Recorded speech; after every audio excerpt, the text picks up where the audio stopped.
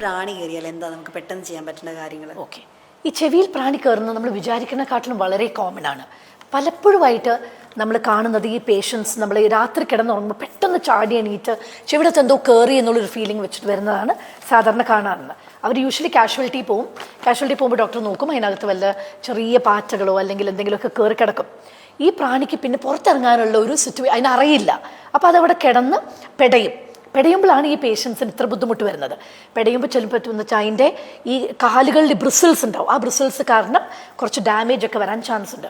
അപ്പോൾ first aid ആയിട്ട് ഇപ്പോൾ നമ്മൾ വീട്ടിൽ നിൽക്കുന്നവർക്ക് ചെയ്യാൻ പറ്റുന്ന കാര്യം എന്ന് വെച്ചാൽ കുറച്ച് വെള്ളം ചെവിയിലേക്ക്, ചൂടുവെള്ളമൊന്നുമല്ല നോർമൽ വെള്ളം ചെവിയിലേക്ക് ഒഴിക്കുക.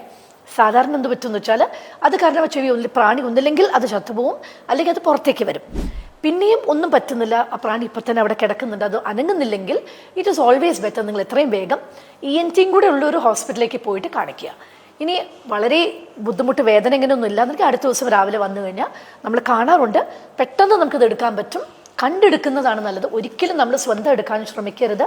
എന്താ വെച്ചാൽ ചെവി നമുക്ക് ഒട്ടും കാണാൻ പറ്റാത്ത ഒരു ഏരിയ ആണ്.